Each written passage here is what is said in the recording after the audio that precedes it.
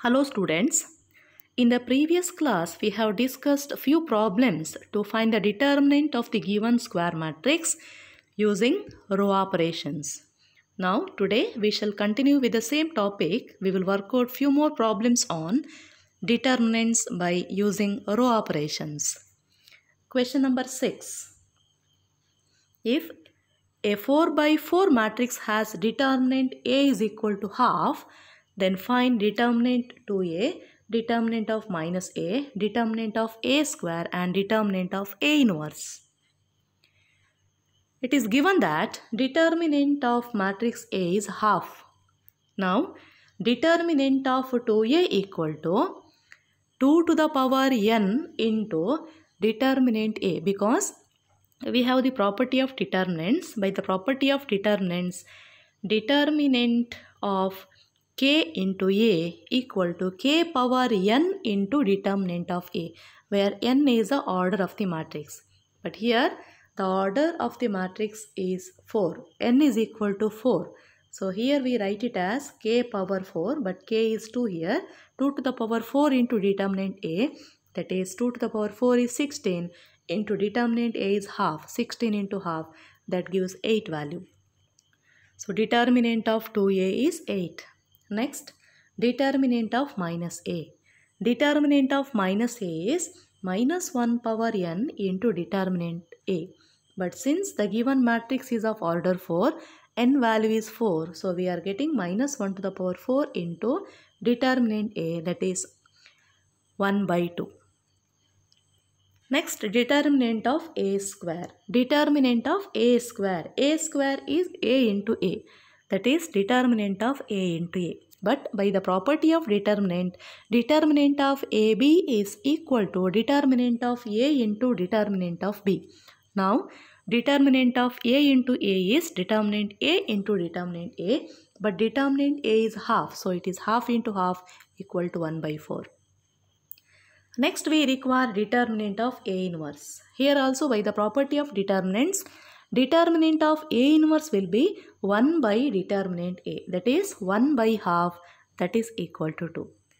So we have obtained all the values of the determinants, the required values. Determinant 2A is 8, determinant minus A is half, determinant A square is 1 by 4 and determinant A inverse is equal to 2. Let us work out one more problem of the same type. Question number 7. If A is a matrix of order 3, determinant A is minus 1, then find determinant of half A, determinant of minus A, determinant of A square and determinant A inverse. Given that the matrix is of order 3, so n is equal to 3 and determinant A is minus 1. Now, determinant half A is half power n into determinant A. But since n is equal to 3, it is half power 3 into determinant A is minus 1. Half power 3 into minus 1, that is minus 1 by 8. Next, we find determinant of minus A. Determinant of minus A is minus 1 power n into determinant A. But since n is equal to 3, determinant minus A is minus 1 power 3 into minus 1, that is minus 1 into minus 1, that gives 1. So determinant of minus A equal to 1. And determinant of A square. By the properties of determinants, we write determinant of A square as determinant of A into A, that will be equal to determinant A into determinant A. But since determinant A is minus 1, determinant of A square is minus 1 into minus 1 equal to plus 1. Next, we find determinant of A inverse. Determinant of A inverse is 1 by determinant A. That is 1 by determinant A is minus 1. So 1 by minus 1, that gives minus 1. Now, determinant of half A, that is minus 1 by 8, and determinant of minus A is 1, determinant of A square is plus 1 and determinant of A inverse is minus 1. Next, we will work out the 8th problem. Question number 8. Find the determinant of matrix A equal to first row 11, 12, 13, 14, second row 21, 22, 23, 24, third row 31, 32, 33, 34 and fourth row is 41, 42, 43, 44. This is a given matrix. Find the determinant by Gaussian elimination. That means we find the determinant by reducing A to echelon form using elementary row operations. So this is the given matrix. We write determinant A as determinant of 11, 12, 13, 14, 21, 22, 23, 24, 31, 32, 33, 34, 41, 42, 43, 44. Next, we apply elementary row operations to reduce this to echelon form. The row operations are R2 is equal to R2 minus R1, R3 is equal to R3 minus R1 and R4 is equal to R4 minus R1. Now we are getting determinant A equal to determinant of first row as it is 11, 12, 13, 14. Second row all entries are 10. Third row all entries are 20. Last row all entries are equal to 30. Now here from the second row we take 10 outside. So 10 into determinant of. From the third row 20 is common. We take 20 outside and from the last row take 30 outside. 30 is common. So it is 10, 20 into 30 into determinant of 11, 12, 13, 14. Remaining 3 rows. In all the 3 rows the entries are equal to 1.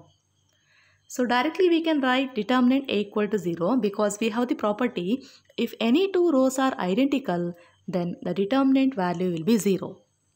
Or if one row is a multiple of another row. If one row is a multiple of another row then determinant value is 0. So here without writing this row operation we can write the value this determinant value equal to 0 because here third row and fourth row it is a multiple of second row. By the property of determinants, if one row is a multiple of any other row then the determinant value is 0. So here the determinant of A equal to 0. Now we shall work out the 9th problem. Question number 9. Use row operations to verify that for the matrix A is equal to first row 1A square, second row 1B square and third row 1C square. Determinant A equal to B minus A into C minus A into C minus B. Now let us start the first step by writing the determinant, that is determinant A equal to determinant of 1A square, 1B square, 1C square. So usually we are reducing this to echelon form, upper triangular form to find the determinant. We write the row operation for second and third row as R2 is equal to R2 minus R1 and R3 is equal to R3 minus R1. So we are getting determinant of 1A square, 0 B minus A, B square minus A square, 0 C minus A, C square minus A square. Or we can write it as determinant of 1A square, second row 0 B minus A into B square minus A square. We write B square minus A square as B plus A into B minus A. Similarly in the third row 0 C minus A, then we write C square minus A square as C minus A into C plus A.